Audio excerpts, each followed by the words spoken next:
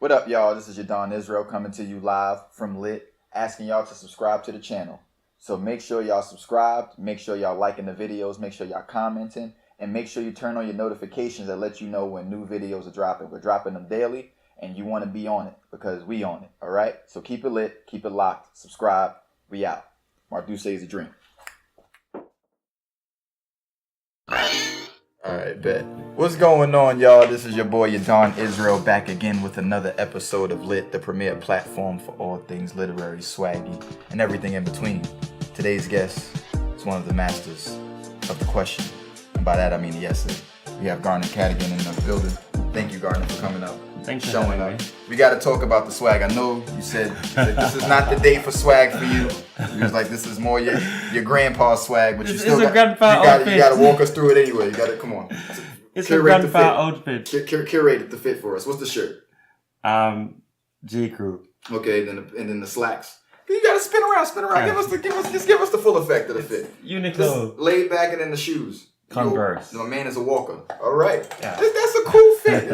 Garnette was like, man, I can't do this, man. I ain't get the haircut. Saying it's hard to find a haircut in Boston, especially for black hair. They have you at Supercuts looking crazy. So, Garnette, let's get right into it, man. Let's talk about writing. Let's talk about essays. Let's talk about background. Who was, for you, the first writer that brought you into literature? The psalmist. Who? The psalmist. Who's that? He was behind "The Lord is my shepherd, I shall not want." Okay. Yeah. Oh, okay. All right. The Psalms. Okay. Yeah, okay. So the Psalms. Okay. All right. I mean, I grew up in Jamaica, in which the Psalms saturate the culture. What part of Jamaica? I grew up in Kingston. Okay. I've always been a city boy. Okay. I've always lived in cities. Kingston, then New Orleans, then New York City, with occasional forays to Charlottesville and Chicago and now Boston/Cambridge. Right. But it was everywhere that the speech was so littered. Actually, littered is the wrong word. The speech was saturated in the consciousness with the Psalms. Part of it because Jamaica is a very, at least in a culturally, very Christian country. Yeah, it's like everything is it y'all have parishes? Is that Jamaica? Yeah, Jamaica is broken up into, they call it parishes. Yeah. Okay, I just wanted to make sure. But you continually heard the Psalms over and over again. I mean, you began school with them, you had school assembly. And there's something about this language, particularly in the King James. There's a kind of music to it. I mean, like you think of like Psalm 19, like the words of my mouth and the meditation of my heart be acceptable in thy sight. Our Lord, our King and Redeemer. Yeah. But even just to hear the rhythms of that, and all these literary techniques that I was exposed to, chiasmus and parallelism, and just many different ways of playing with the language. Right. And it sounded at once ancient yet modern.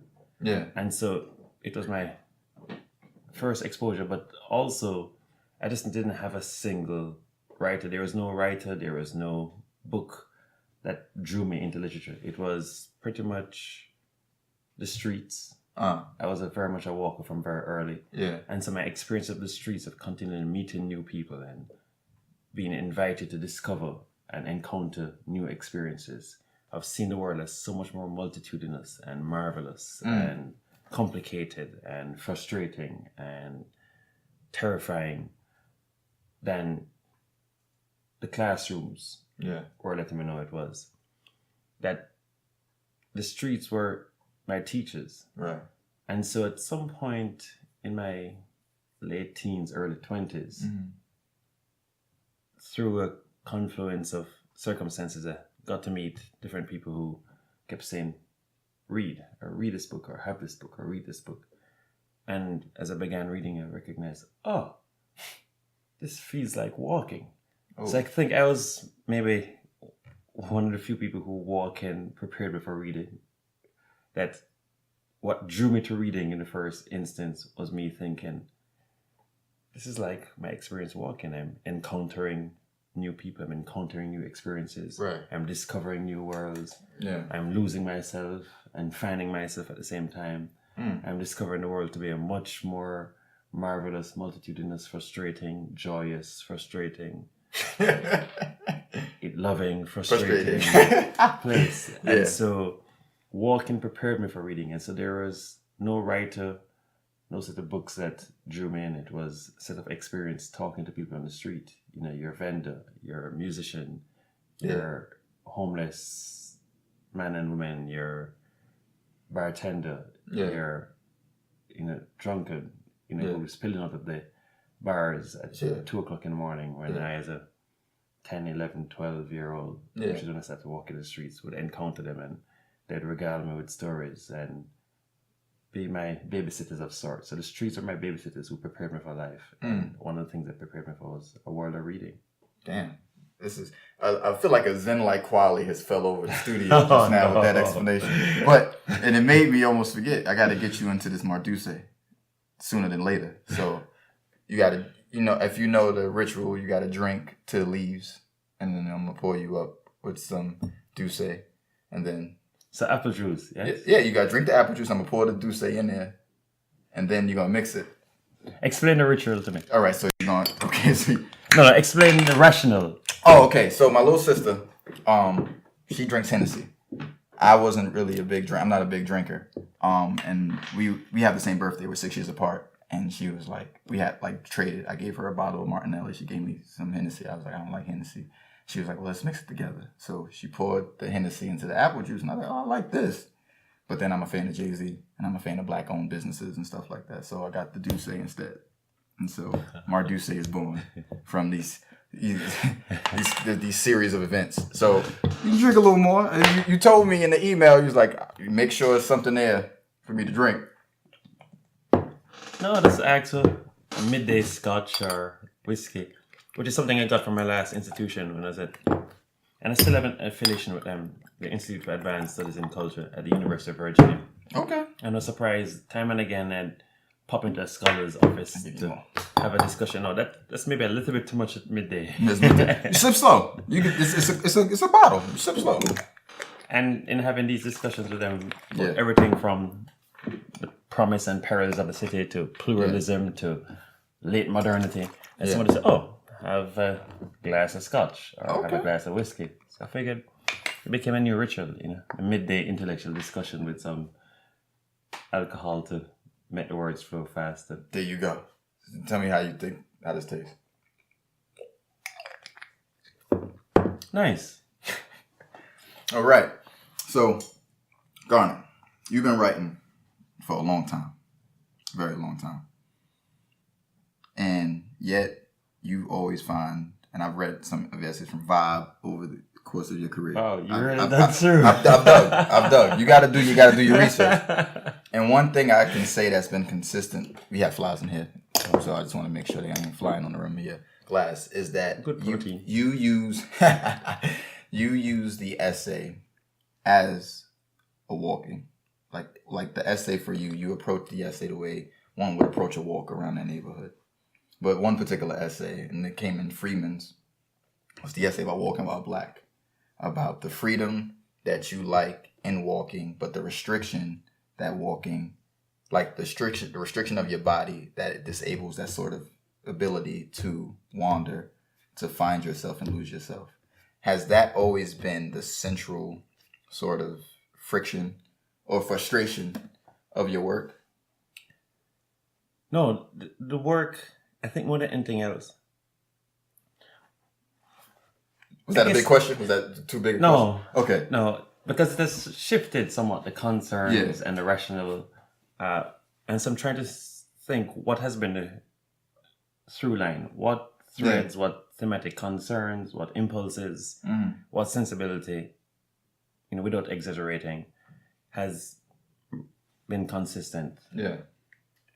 And I guess maybe that's why I describe myself as an essayist and not a journalist. Well, for one, a journalist would find it laughable that I try to count myself among their esteemed ranks.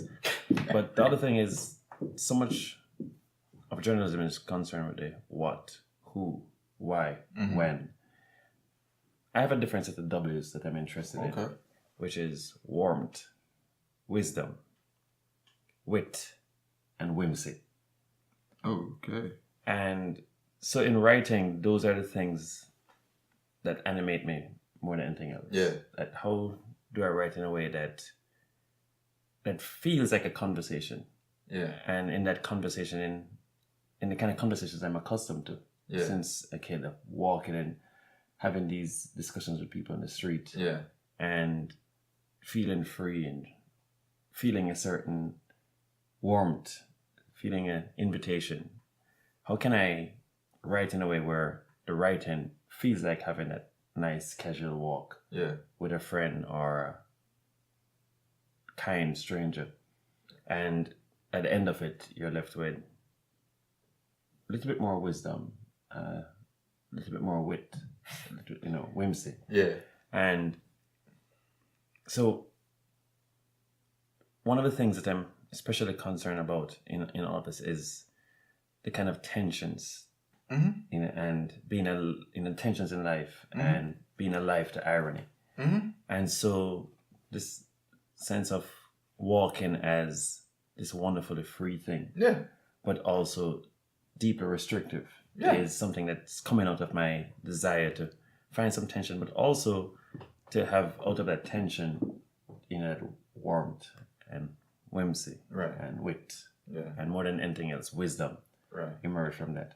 Maybe it's the old kid who grew up hearing the Psalms, and the Psalms always struck me as having those W's. Maybe not whimsy as much, though every now and then you look at some of those dark Psalms, like Psalm 88, and you're like, there's some kind of whimsy, even the way these guys argue, and they're arguing with God, and there's a kind of whimsy to the whole, at least the way, through my ears, I hear some whimsy. And it also explains, the writers I'm attracted to more than others. The way Dickinson, for instance, continually, is a writer I'm always in conversation with. The way Auden is someone I'm continually in conversation with. The way Wisława Szymborska is someone I'm continually in conversation with. And when you say in conversation with, what like, unpack that for me, like that language. Like, are you writing like in the tradition of, or do you see yourself like responding to their work? Like, what do you mean by that? I see myself responding to their work. Okay. Some of my essays begin with just meditation on a line or reflection on a line from them. So Szymborska is talking about turn of the century, and for a poem and reflecting on the 20th century, and declaring that the most urgent questions are the naive questions. And that will sit and turn in my head for a day or two or three or four, or sometimes a week or two or three or four. And then out of that, a set of experiences that I'm grappling with or thinking through somehow gets filtered through that one line. That time and again, an essay of mine is actually a response to a line of Auden's, or a joke of Dickinson's, or imperative of Baldwin's, or a mood that emerges from Kazuo Ishiguro. And so often my essays begin with a word cloud, believe it or not. I never begin writing outlines or write sentences. It's all the drafts begin on like a huge sheet of paper, or the notepad of an iPhone, or the back of a napkin or envelope. And it begins with a word cloud. And often a word cloud set in conversation with a poem that's been sitting in my head. And then from that, phrase clouds emerge, and then from that they sort of swirl and assort themselves in an essay of sorts. So let me ask you, because what I think what your essays communicate to me, like the subtext, is I think that you take your time in how you construct things. Like things, when I read it, which is maybe not how you write it, but how I read it, there's a communication of a sense of like you are like very patient with your prose. Maybe too patient if you're an editor. No, yeah. And if you ever had to talk with me about deadlines, poor John Freeman, who should get a medal for patience and perseverance, and whose the editor who I've most worked with and most enjoy working with, and who most understands the way I think, the things I believe, who most understands my sensibility as an essayist. But I've had to, poor fella, put up with a lot with while things are gestating in my brain, or I finished an essay and felt that this essay was just really me clearing my throat. And it's the way to the actual essay I want to write. And so I've said, oh, forget this and begin again. But yes, they do spend quite a bit of time in my head. But the act of writing them is very fast. So very few of my essays are pieces that take longer than 3, max 4 hours. So they'll spend... you're doing it all day. Yes. Though it's not fair for me to say I write them in 2 hours. Because I've put pen to paper or hand to keyboard in 2 hours. Yeah. But they've been turning in my head, and I've been walking and thinking things through and making connections. Yeah. And pretty much having it swirl. It's like a word cloud. Just imagine a word cloud that becomes a sentence cloud, that becomes a paragraph cloud. Yeah. It's swirling in my head until eventually it locks into a structure that I think works. A structure, again, that I said is tacked on, or tethered to those, that matrix of 4 W's. Yeah. Warmth, wisdom, wit, whimsy. And when I feel that all 4 found their place. Yeah. And this essay has aligned itself within that matrix. Yeah. Then I think, I think I'm ready to go. You got something. And then, so paint the picture for me. The background, the portrait of Garnette. What does the family structure look like growing up in Kingston? Because I know I read the essay about your names and how like everyone has names and everyone has like many names in your family. Yeah. So, and you use that to paint the ways in which your family is both like immovable and fluid at the same time. Yeah. So, but family is also a fluid thing for me. Yeah. In that the family that I was bequeathed to by DNA is not necessarily the family that was bequeathed to me. So my family, people I consider my family, are very close friends. Yeah. Who came into my life and provided the generosity and love and warmth and wisdom and wit and whimsy that have been so crucial to my own growth and development and beliefs and way of being in the world, way of moving, living, have my being. Whereas my actual family were more an object lesson in how not to be, as harsh as that sounds. Though my grandmom, who pretty much was the one who raised me, someone I adored, and I sometimes feel that my essays are chasing a memorial, that the essays are in some ways a way of writing into being the kind of things that my grandmom tried to teach me, the kind of ways that she was trying to, kind of legacy she tried to leave with me in terms of character. And so, her and other friends, I feel that the essays are part testimony of what I've become due to the kindness of others. That I'm a man who've benefited a lot from the kindness of strangers. Strangers who then became friends, then became family. And so growing up, my family was a lot of close friends and close friends' families who embraced me. And also people who were strangers, people I just met on the street walking and talking, who eventually became friends. And it has shaped the way I write, it has shaped the way I'm now, that I'm not looking to be in any club except the club of people who live their lives loving others, serving others. People who their basic impulse is to serve and to love. And so the essay for me is an act of love, is a way of trying to see people in the world, as they are, and trying to represent it with a clear eye, in all its promise, in all its sorrow, in all its possibilities, and all its limitations. Yeah. And so, in doing that, it also then becomes a reflection of the kind of legacies that other people have left with me, or are still, creating within me. Yeah. And so, the essay for me, it's sort of like a friend who, you take a walk with. I mean, it's not mandatory. Nobody ever thought that, I have to read the essay.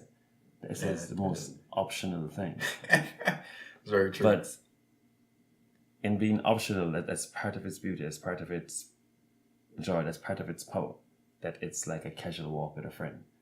That, okay, I have a few minutes, and instead of jumping on the subway near here, I'm just going to walk, the 20 minutes down to catch, we're going to catch the G train for those who are outside of New York and don't know what we're talking about. So I'm going to catch, the G train and walk 20 minutes there. Yeah. But in that walk, there's a possibilities of encounter with, that funny male. Every neighborhood has a male, a guy who sort of stands on the corner and knows everything that's been going on, or that woman who sits on her porch or window watches and there's a sense of the rhythm of the neighborhood, and I want the essay to feel like bumping into one of those and saying, "Hey, so how are you doing?" And to encounter this wonderful conversation. You're left a little bit smarter, or left a little bit happier, or you're left a little bit more aware. And so the essay... Sometimes frustrated. Yes. Frustrated. So the essay is like that casual walk with the mayor for a neighborhood, or, with a friend. Yeah. It's optional, but it's this deep pleasure for if only a short moment. Yeah, this is good. You brought Baldwin with you. Bring that. You gotta bring that on camera. We gotta look at you are a big fan, a student in many ways of Baldwin. You were at the Slice convention on Sunday, the Slice Literary Conference. Yes. And you talk about the essay as possibility and also like limitations. What do you think James Baldwin as an essayist made possible? And what do you think were his limitations? You read him enough. This is not a shot to the legacy. I think that this expands. You've been asking this question because past 2 years. Because I've been reading. Encounter me, and I would think that after you've asked me that question so many times, I have we've never been able to. Say. We've never had we've been able to do it in a sustained way. It was always like there were other people in the conversation. Because of the lack of my intelligence. It's my own brain, my own weak sauce brain. That's why we haven't been able to have a sustained conversation about it. But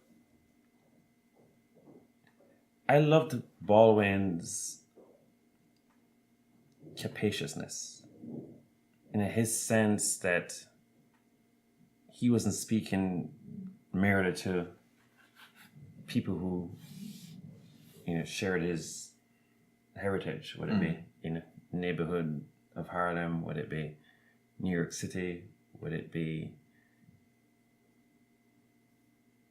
in an American abroad, would it be writers, and would it be African Americans, or blacks from the diaspora, all these spheres in which he's often anchored or linked, and not unfairly so.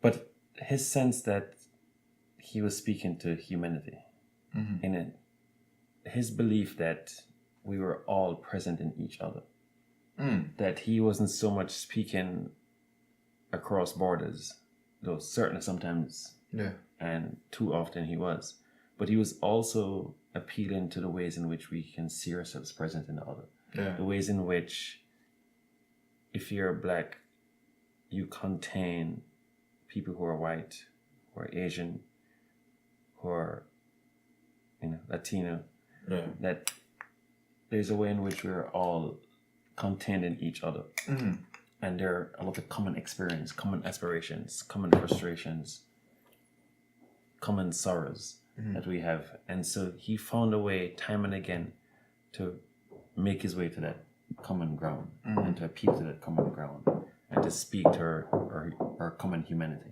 So I love that in him, and I love the ways in which he could still speak from a very particular place, could speak about the kind of horrors inflicted on African Americans, and speak with a forcefulness and a zeal. Yeah. Sometimes, an anger, but at the same time, still speak to our common humanity. Okay. And so there's a capaciousness, there's a belief in the ability to have people unlike you hear you, his belief in our ability to coexist. I love the way he calls us to question our claims of innocence. The way he time and again reminds us of how our claims to innocence are really exposures of our blind spots. I mean, I like the way he deals with our blind spots. What I love about Baldwin, as an essayist, and time again, is the way Baldwin is the master of the blind spot. What is it when we look before us? What are the things that are right before us that we're not seeing? What is it that is right there? Right. And only a mere shift. Yeah. It doesn't take much. A slight shift of perspective. Yeah. Will let us see what's not there in it. What is there that we've chosen not to see? In other words, who are the people before us that have become invisible to us because of our unwillingness to shift perspective? Who are the people? What are the beliefs? What are the traditions? What are the histories? What are the pains and sorrows that are blind to us, that are before our very eyes? And that doesn't take much beyond a particular shift in perspective for us to see it and to be aware of it and to feel deeply and to express empathy and sacrifice and love. And so I think he's a massive blind spot. I mean, think of this. This is purely coincidental. It wasn't because I was coming here. But I was rereading The Fire this time, and I remember that line where he's speaking to his nephew and talking to his nephew. I mean, it's the opening in Fire Next Time. My dungeon shook. Name of the chapter. Yeah. And his nephew with his same name, and he says, "Now, my dear namesake, these innocent and well-meaning people, your countrymen, have caused you to be born under conditions not very far removed from those described for us by Charles Dickens in the London of more than 100 years ago. I hear the chorus of the innocents screaming, 'No, this is not true. How bitter you are!' But I'm writing this letter to you to try to tell you something about how to handle them. For most of them do not yet really know that you exist. I know the conditions under which you were born, for I was there. Your countrymen were not there, and no one has... your countrymen were not there and haven't made it yet. Your grandmother was also there, and no one has ever accused her of being bitter. I suggest that the innocents check with her. She isn't hard to find. Your countrymen don't know that she exists either, though she's been working for them all their lives." And so there you have him again exposing a blind spot or talking about a blind spot. And it's a simple shift of perspective, or rather, it's a simple effort. There's somebody right there in front of you that have chosen to be invisible. And so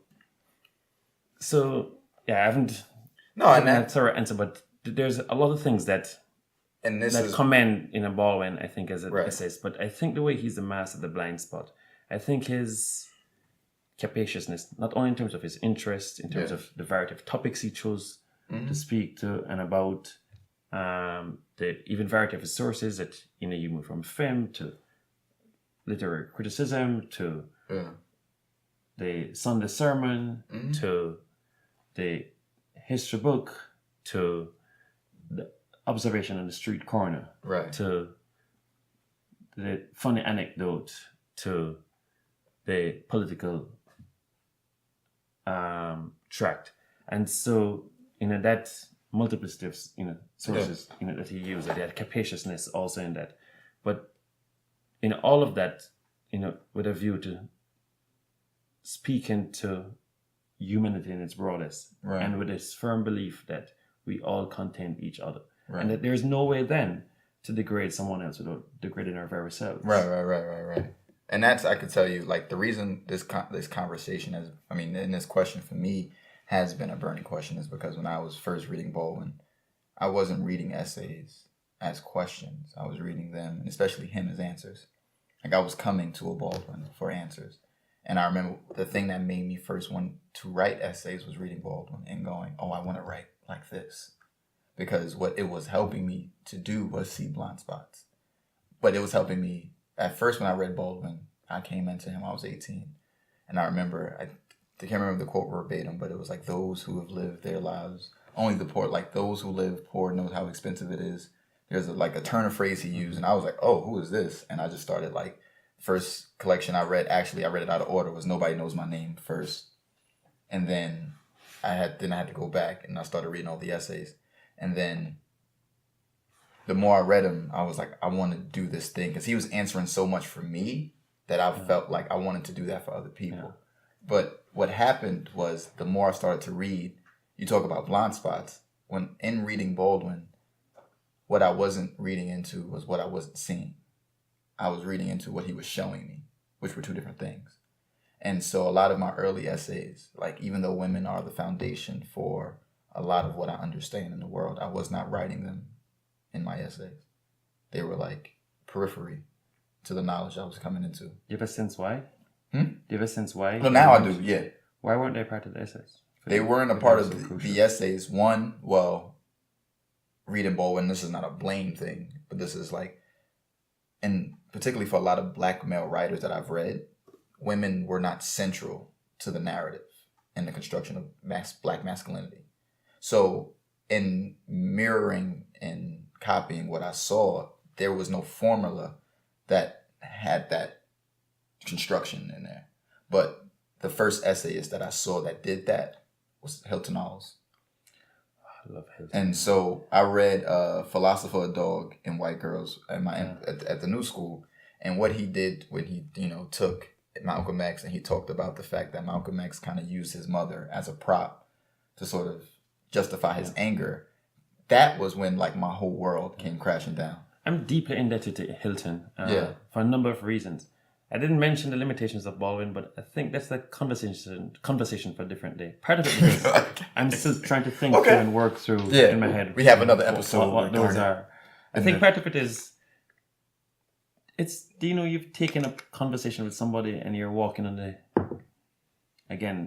this idea of the street and walking as a metaphor and as a literal thing for me, how I move through life. Mm-hmm. But you're having this conversation with a stranger and you're so beguiled by the stranger. You're so taken by the conversation that you haven't given yourself enough time to say, well, what might be wrong with this person? Like you're too busy. Exactly. There's so much to absorb and there's so much to listen to. There's that you can't even keep up with in the many things that are making you laugh, the many things that are making you think, the many things that are stretching you intellectually and emotionally, that are bringing you to new places. That there's so much to discover that you haven't given time to say, well, what are the shortcomings of this person, and that given the next 200 walks, that would start emerging, and you start saying, hey, wait, what's going on? And I think that may be the case with me and Baldwin, that for so long he's been a conversation partner that I've been taken up with the things that have beguiled me, that I haven't given enough thought to the limitations or the shortcomings. My understanding, I'm sorry. Yeah, no. But to go from him to Hilton, I think that's something that Hilton has also done for me in his writing, but also personally. He's been a marvelous friend to me, and the ways in which he's continually insisted that the essay is a place for conversation.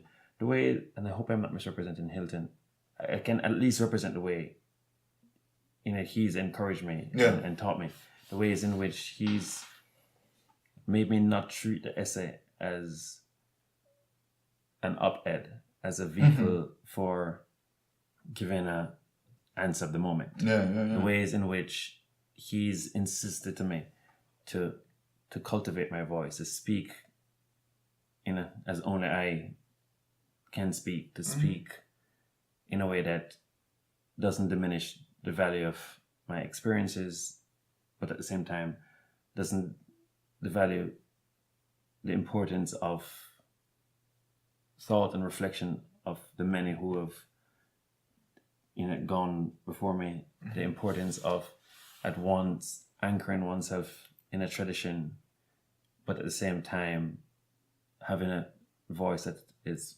particular, and if it's peculiar, all the better it's you. And I remember some of the earlier pieces that I had written, essays, and Hilton had seen it, and I was thinking that I need to learn this form and hear these models that I ought to follow and write my way into the tradition, by following these models and learning from these models. And Hilton said, no, you have your own, the Jamaican, American, some slight British influence thing going on, and you just have this Garnette thing that's going on, and write as Garnette writes, write as Garnette things, and don't certainly pay attention to what everybody else is doing, and certainly be respectful in being an interlocutor with others, right? But don't shirk the peculiarness that you're sort of shying away from.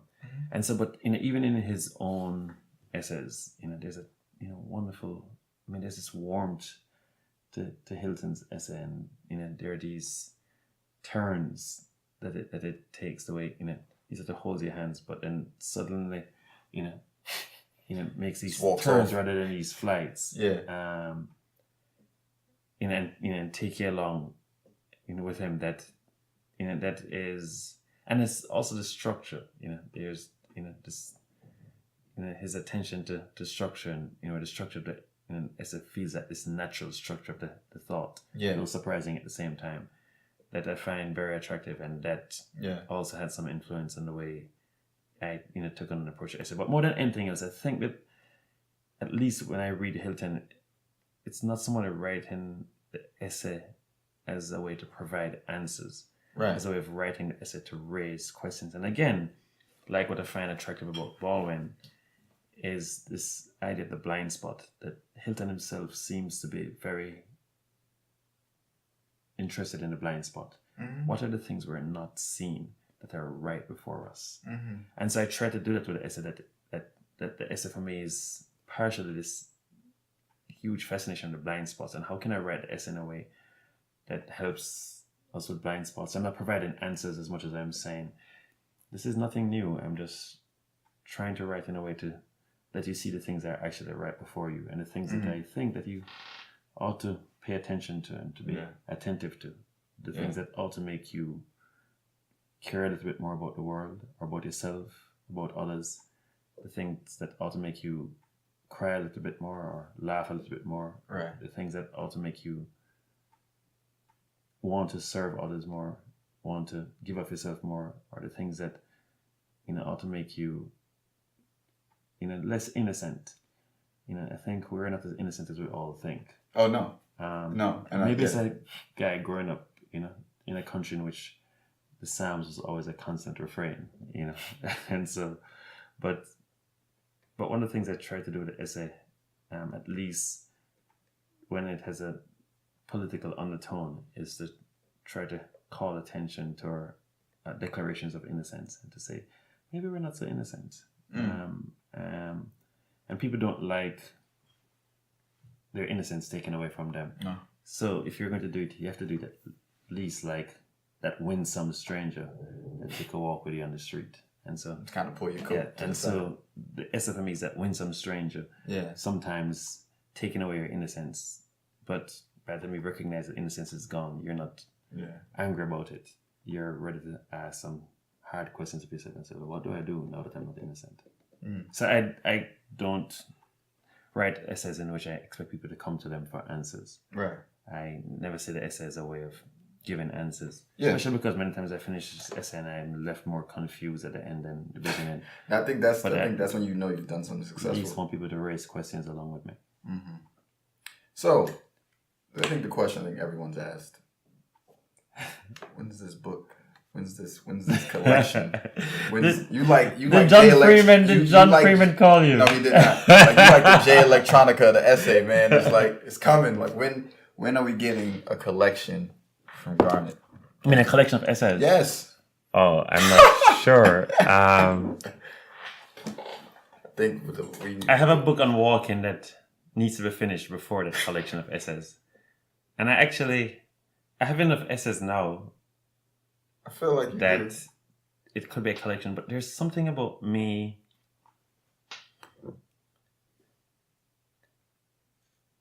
I hope I don't offend writers by saying this. It feels like cheating the reader, at least with my writing, to put together a collection of essays, most of which can be easily found in BuzzFeed, LitHub, Freeman's, that it feels like I'm asking them to pay for something that they can easily find, or they can pay less for. They can put together, like, a dear friend. It might have been John, actually. I think it's John who just pointed out 10 essays that I've written, and he said, "This is a collection." And I said, well, maybe half of those you can find online. The other half you could, buy, Freeman's, which I recommend everybody buys Freeman's. I mean, he's done a marvelous job with it. Yeah, no, I talked to him the other day. Journal, it's terrific. And it's a bit less than paying for a collection of essays from me. The other thing is that it feels so provisional, a lot of these essays, that I feel that each of them was writing into a moment or writing into a theme. So when I wrote Black and Blue, which later became known as Walking While Black, when it was published in later, but when I wrote Black and Blue for Freeman's, the theme was arrival, and so it's writing to that with my brain circling around, and in my brain hovering around the theme of arrival. In the second issue of Freeman's, I wrote about family, and again it was thinking about family. And there is a future Freeman's in which I have a piece that's dealing with question of revenge, one could say, revenge and writing, and so that is also animating around a different theme. And so I'm not sure if I could say that some of the animating themes of my writing or sensibility are so coherent to have held these together. And also I just think that it would ask the reader to do too much work to then sort of piece together my but that because I was going to say that, like, one of the things a collection does give you is the person all in one space. And like most readers, especially if they're not diligent readers, like if they're not readers with the intent to learn how to write, they're not doing all that work. And so it does give people this is where you are. So I would write it. I mean, I'd write a collection from scratch, or at least begin publishing essays with the collection in mind. Okay. And then some people it works. I mean, I just read Alex G's collection of essays, which comes out next year. Yes. And it's terrific. It's just marvelous. And you see, I mean, it reads like a biography told in essays, like a wonderful, but not a biography. It reads like a wonderful memoir, right? Told through essays, and that's so amazing. Much is going on there, and it doesn't feel like a cheat on the reader's time. It doesn't feel like the reader has to do the work of integration.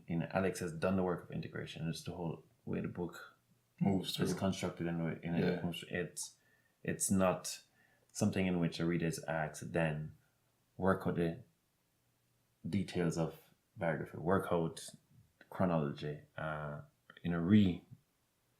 frame themselves, move across space and time, and the act of integration the way so many collections of essays do. That makes sense. And a single sensibility is moving through. I mean, it's this terrific book about friendship. It's this terrific book about what it means to live in the world. It's a terrific book about finding one's voice. It's a terrific book about mentoring, and it all holds, at least in my mind, it all holds together and holds together beautifully. Yeah, you definitely got the pulpit repetition. The pulpit repetition, like a preacher, like the repetitive rhythm. You taught at in Charlottesville, in Virginia. No, I didn't. Oh, you lived there. Yes, for 2 years, and one could say that I still have You still have an apartment there and a deep connection to Charlottesville, and I still have an affiliation with the Institute for Advanced Studies in Culture there. And so I was there for 2 years, and I didn't teach, though I continually had these different reading groups or working groups who would meet regularly at the institute where I was. And there's one group that would meet and we discuss pluralism a lot, which is a big part of my writing and my thinking. What does it mean for us to live together? What does it mean to coexist with real differences, with deep and sometimes sharp differences? What does it mean to coexist? And does difference preclude community? And then there's the next working group I was part of there that dealt with late modernity. What are the ways in which modernity has shifted the way we think of ourselves and each other and the state? And how does politics or religion or so many things, how is it animated around? How does the intellectual history of modernity shape the way we think of the self, self-creation? And that's something I'm also invested in, the act of self-creation. What are the ways in which we assert the self, protect the self, and ennoble the self? And you told that story on Sunday that was like poignant. The thing of the dude taking his shirt off during the rally and like showing his skin, that's something as you know from my writing, one of the things that brings together, one of the ways in which these. So what was the story, just for people who are listening? Because I feel like in Charlottesville there has been, and we know what has happened with Charlottesville, where in the last few months, there, because of the city council's decision that they're going to relocate the Confederate monuments, which I actually don't think of as Confederate monuments. I think of them as Jim Crow monuments because of the period in which they're erected and the purposes for which they were erected. That they were erected to remind blacks to know their place. Right. That they weren't so much there to honor people who had fought for the Confederate, and though there is some honoring of people who had fought for the Confederate, a cause for which I have no sympathy. They were people, fighting. By definition, they weren't fighting for the country. Like the South seceded from. Yeah, they were, fighting for disunion. Yeah. But not only fighting for disunion, people who largely, are fighting for a cause to have the right to exploit, degrade, profit from the back of black bodies. That as far as I'm concerned, this whole controversy, it's about myth, yes. It's about history, to some extent, yes. It's about memory and erasure. But more than anything else, it's really a fight and a battle about the black body. That term, the black body, is now, become almost meaningless because it's invoked, it's almost like a shorthand, and it's used in such a protean way that it has become meaningless. But to try to restore some meaning to it, that these are people who fought for the right. They wilding upstairs. I'm gonna continue. These are people who fought for the right. No, they're tiny with the theme. The theme is walking, and so the steps are walking through. Don't call attention to it. That they have a walker in the studio. They're honoring the spirit of the conversation. They're bringing it in. Okay, go with it. And So they're fighting. So these are monuments of men who fought for the right to degrade and exploit black bodies. Monuments erected during periods in which they were making an announcement to black bodies, during the Jim Crow era and the civil rights movement, in which they're erected to pretty much say to black bodies, know your place, and defended zealously by people who are now asking for an ethno-homogeneous state, people who, in an almost antebellum flavor, are asking for blacks to, leave the country and believe that the country is better off with an, all white country. And so, in many ways, this conflict was, about, black bodies monuments. So, there have been numerous events. Yeah. Like it seemed like once a month since May, having to do with these monuments, at least events that are public beyond, the borders like of the Charlottesville. local, There have been other things going on the past year and a half. And, we saw the horrifying video of men so filled with hate, he, drove through a crowd of, drove through a crowd of people, To the point where you also said that, again, he was willing to drive down black bodies or bodies who stood in solidarity, black bodies. So people actually are now wearing, they're wearing the scars of their solidarity in their very beings, in their very flesh. There's this wonderful young woman I know, whose name I won't mention, but her family are friends of mine who was hit, and who had to do surgery and who would forever wear the scars for solidarity in her body because of what that man did. Not far from my home, I should say. But that video, they were, repulsive and just gag-inducing. And so many other videos there with violence were things that all saw and was disgusted by, but not astonished by. It's things that I could foresee happening, I could anticipate happening.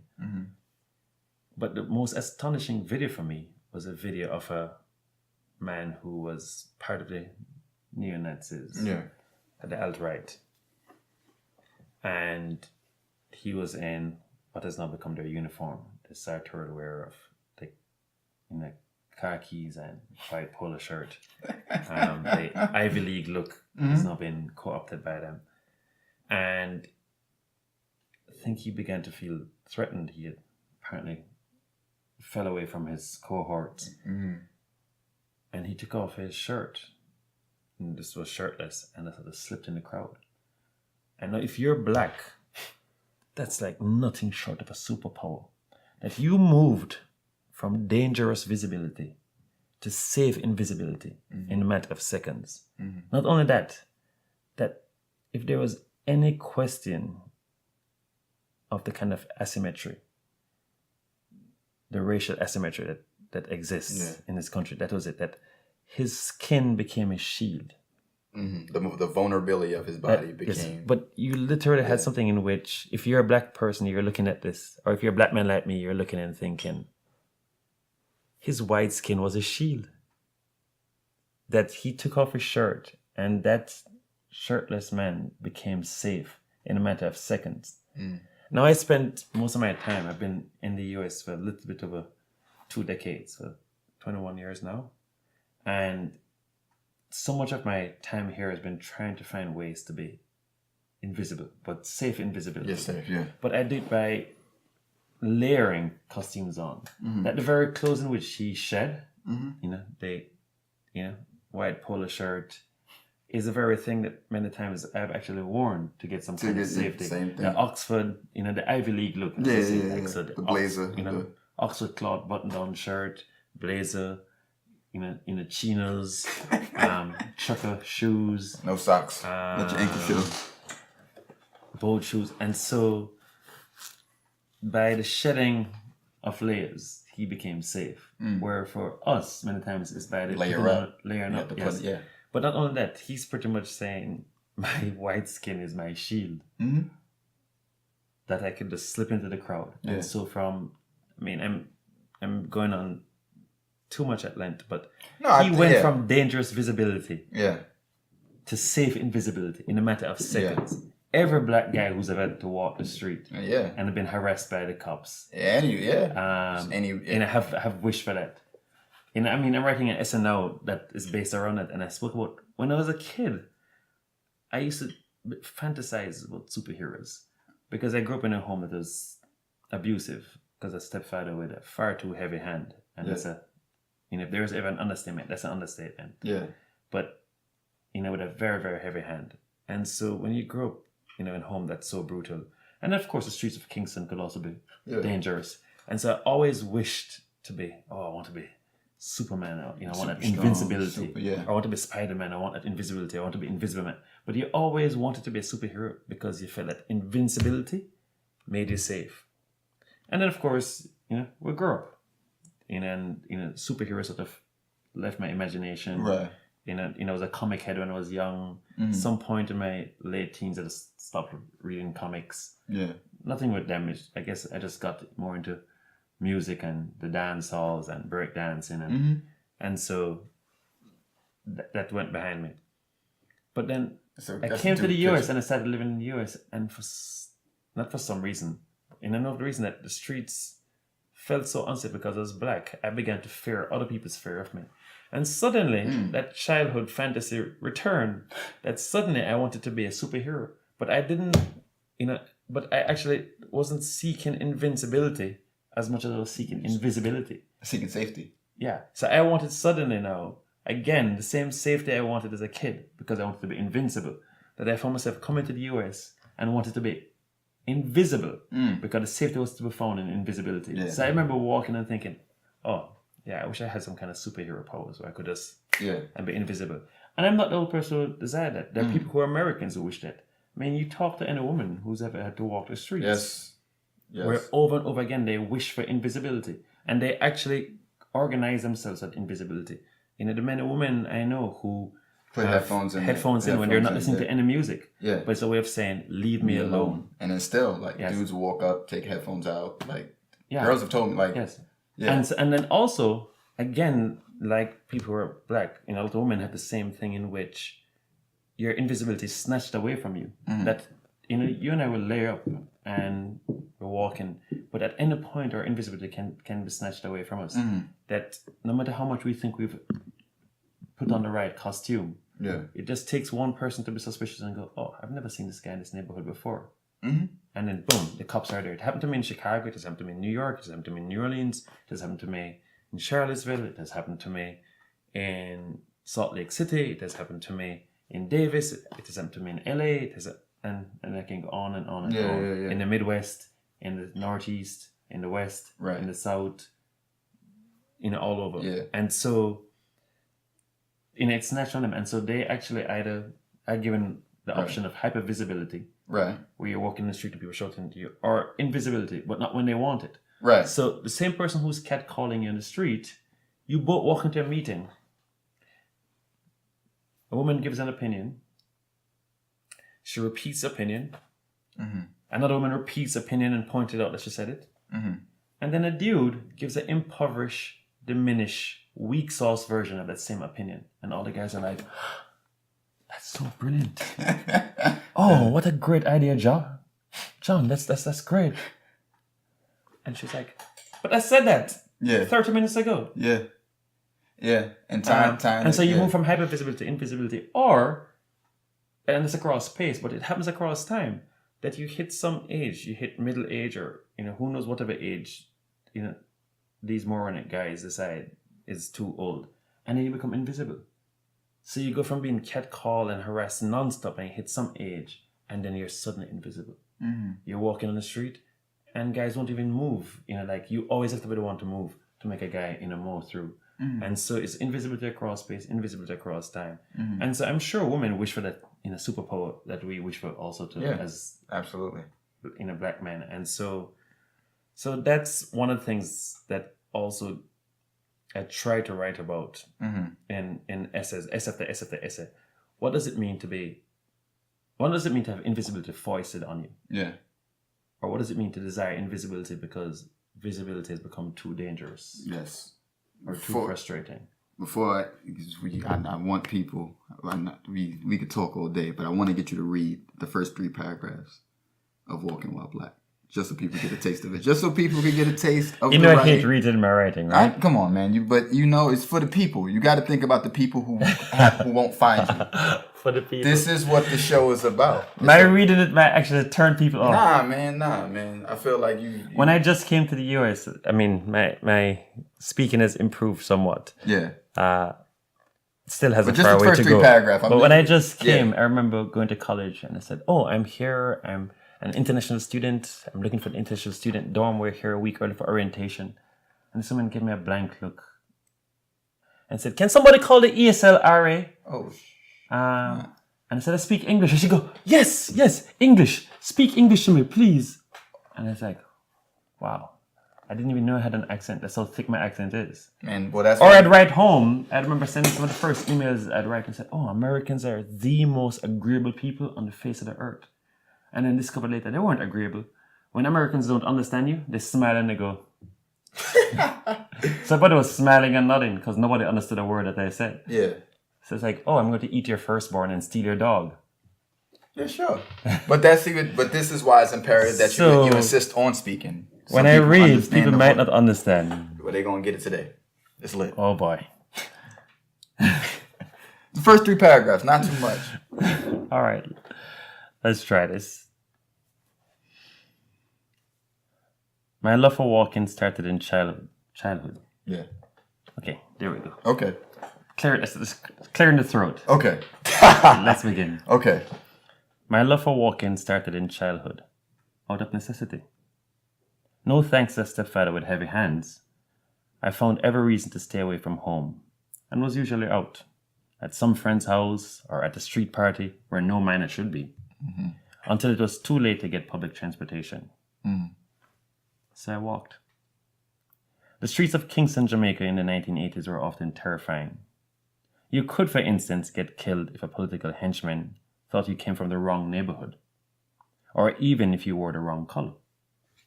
Wearing orange showed affiliation with one political party, and green with the other. And if you were neutral or traveling far from home, you chose your colors well. Mm. The wrong color in the wrong neighborhood could mean your last day.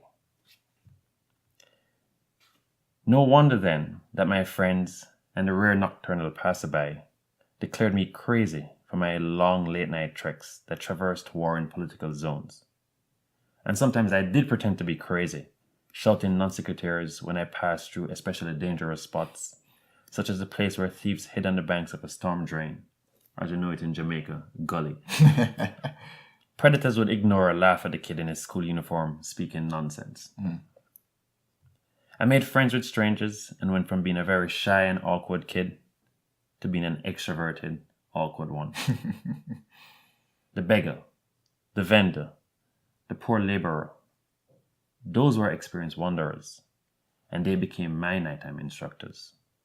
They knew the streets, and they delivered lessons on how to navigate and enjoy them. I imagined myself as a Jamaican Tom Sawyer, one moment sauntering down the streets to pick low-hanging mangoes that I could reach from the sidewalk. Mm. Another moment hanging outside a street party with battling sound systems, each armed with speakers piled to create skyscrapers of sound, of heavy bass. These streets weren't frightening. They were full of adventure, when they weren't serene. Mm. There I joined forces with a band of merry walkers who'd miss the last bus by mere minutes, our feet still moving as we put out our thumbs to hitchhike to spots nearer home, making jokes as vehicle after vehicle raced past us. Or I'd get lost in Mitty-esque moments, my young mind imagining alternate futures, like being a superhero, who's invincible. The streets had their own safety. Unlike at home, there I could be myself, without fear or bodily harm. Walking became so regular and familiar that the way home became home. Damn, that... Ooh, that gave me chills, man. You're You ain't being want to too read, kind. man. You ain't want to read, man. Thank you for reading. Thank you. So, before you get out of here, this is yours. That's yours. It's not a wedding ring or nothing, so don't look And at me like that. it's legal, right? I won't get stopped. No, I wouldn't. I'm joking. Oh, It's upside down. Boom. I know it's upside down, but the city boy in me that likes turning it this way. You see, it just looks like a bunch of skyscrapers. Oh, okay. I see that. Okay. Yeah, there's something about me that I was born in the city. I was made for the city. Yeah. And so everything about the everything. city. Yeah. So even when the city isn't there, I'm seeing the city where it's not. So that's yours. Your name is on the back too. Your first name, at least. No way. The pen. So. Oh, thank you. You're welcome, man. Thank you for coming. So before you go, thank you for the conversation. Your literary swag. Your favorite 3 writers. Favorite 3 clothing designers. Well, as I said to you, that writing to me is a conversation. Okay. So you're conversationalist. So it's hard for me to say favorite 3 writers because depending on where I'm in life, okay. I mean, at the moment, but also throughout the full arc of life, there are different people that you're in conversation with. There are different people who are, and again, I'm saying this to the point of ad nauseum, the way, I write, but it also shapes many ways. Mm-hmm. It shapes the way I read in terms of that desire for wisdom, for wit, for warmth, for whimsy. And so there are different times in your life where I need to laugh more, or I need to understand this more, or I need to get lost more, I need to discover more. And so there are different people to be in conversation with at that time. But there are also things having to do with my own development. There are ways in which my own shortcomings in understanding, or my own shortcomings in wisdom, or my own humanness at a certain stage in my life might not prepare me enough for a writer. So there are writers who have come to love now who before I couldn't appreciate. All of which is to say, it's a long-winded way of saying the long way home. The 3 people I'm in most in conversation with now, that if forced to say, oh, here are my 3 favorites, I would declare as my 3 favorites, but not really. They're the 3 people who are most enriching conversation partners to me now are Auden, good old Weston, Emily Dickinson, and Baldwin. Okay. And so, of course, when you're walking when you're on your trek, what do you like to wear? Like, what is some of it? Well, and so here's the thing, and here's a wonderful thing about reading, that you can pick up Dostoevsky, whose name I'm sure I'm mispronouncing, or Wisława Szymborska, Zora Neale Hurston, Virginia Woolf, Jamaica Kincaid, Marlon James, Nicole Dennis Benn, Tracy O'Neill, and I can go on and on. There are all, Mira Jacob. There are all these people you can pick up that the bar for entry is so low. The bar for entry is generally from $2 to $30. Now I can stay from a distance and go, oh, I like Ralph Simons. Or is it Ralph Simmons? I can never figure. I think it's Ralph Simons. Who's that? The designer. Ralph Lauren? No, Ralph. R-A-F. Oh, Ralph. Oh, Ralph Simmons. Okay, yeah. I'm fucking. All right, okay. But you can just look at it from a distance, or I can go, oh, I like kitten suits, but I do have $80,000 to pay for a suit. I can walk in Savile Row in London, which I have, and just stay from outside the window and go, oh, I really appreciate the craftsmanship in this. I love the beauty of that. Yeah. But I'll never be able to wear it. And clothes, it doesn't matter how good it looks on someone. You still don't know until the most important thing is fit and feel. Yeah. And so I don't want to say I have 3 favorite designers because there's so much that I look at and love, but can't afford. And even if I were able to afford it, I'm not paying $80,000 for a suit. You're out of your mind.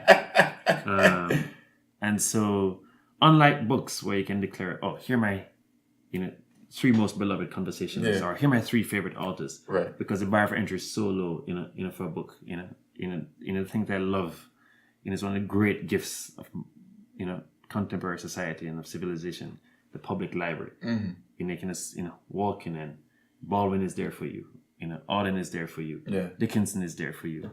Marlon James. Hey, Marlon is there for you. And you need to have some footsteps to get to it. The bar for entry is so much lower. And it's not to say that there are people who still can't even afford to do that. But it's so much lower.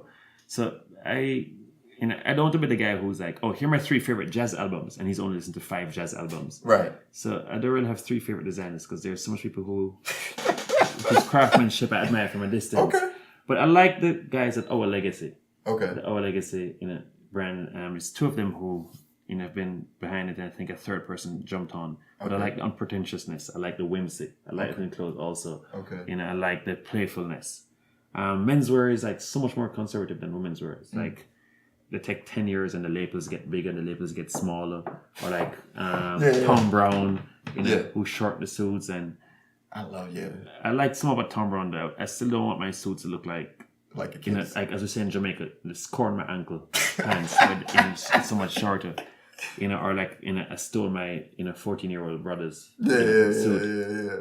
But I do like the way he added some more whimsy, and he made a suit a little bit less tudgy and conservative. Yeah. But for me, it's the Our Legacy guys. Raf. If I could. Raf Simmons. Yeah. And then what's that walking? The theme of walking. But like at least the shoes. Yeah, that's we got it because I've talking run about shoes. through at least 50. It could even be 100. Clark's Desert Boot. Oh, that's come on. That's come on, man. That's West Indian. That's the West. Yeah. That's the staple shoe. Matter of fact, the Desert Chucker. Let me tell you how much it is. Yes. Yeah. You want to know a Jamaican neighborhood in New York? It's not the smell of Jamaican food.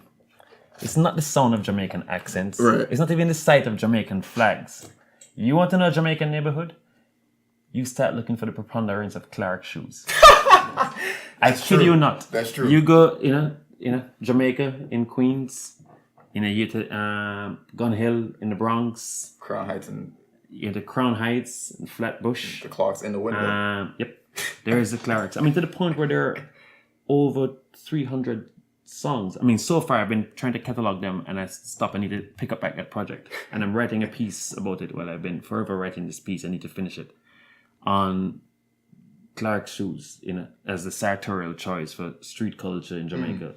I mean, Vybz Kartel. I mean, his most popular song, number 1 song, was that song about Clarks. And he has not only one song about Clarks, he had Clarks and Clarks too. Songs, yeah. And so for me, so forget what is aspirational. What if I, could afford it, or what if it, costed something reasonable? I would buy. So like Eunice sleeves, Eunice pants, which are terrific. But for me, the shoes, Clarks, they got nothing compare to the Clarks. Also because I'm a skinny dude. I mean, my nickname in Jamaica was Before. Because you remember those ads when you were kids? Before, after. So all of my friends would call me Before. When they weren't calling me Cadogan, because I thought something had gone wrong mentally. I mean, my friends who know me still wonder about me. I mean, after all, my ideal of the most relaxing thing for me is to go walking from 1 a.m. to like 5 a.m. Yeah. And so people are like, something is missing for a guy who, right thinks there. It's great to go walking at 3 o'clock in the morning. But, so I like stuff that I can buy today, and 5 years from now I can buy it, cool.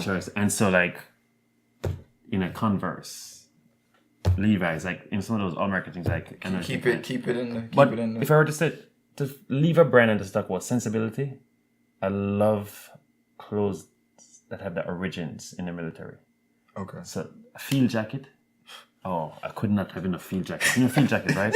Yeah, the green with the pockets on. And like especially the M65, because I have an attraction to epaulettes. Yeah. So trench coats, field jackets, anything with like epaulettes. Yeah. And maybe it's a thing with Jamaica when you grew up and you saw like the uniforms. Like all those you take out all those reggae bands and ska bands. Like, even take out Bob Marley, for example. So much of his wear was rooted in military wear. Yeah. Particular military wear. Think of all the things rooted in military wear, like khakis. They don't wear khakis anymore. Flight jackets. Exactly. The flight emblems, exactly. bomber jackets. Yeah, those are Yeah, bomber jackets, M65, field jackets, trench coat, jumpsuits, desert boots. Yeah. And so it goes on. On and on and on. Yeah, Macintosh. So clothes that have some kind of connection in it. Pea coat.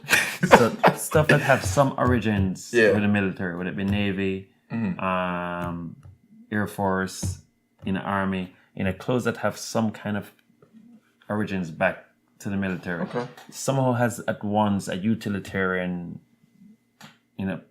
richness to them, and also a sartorial beauty.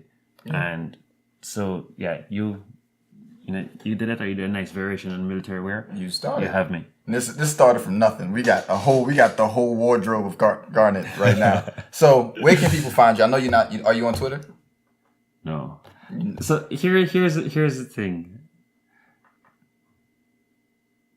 So I have a fellowship now, and there are things that I have now that I think if I were on Twitter, I would disqualify, because I would be the kind of guy who would say things back to people who shouldn't be saying things at 2:00.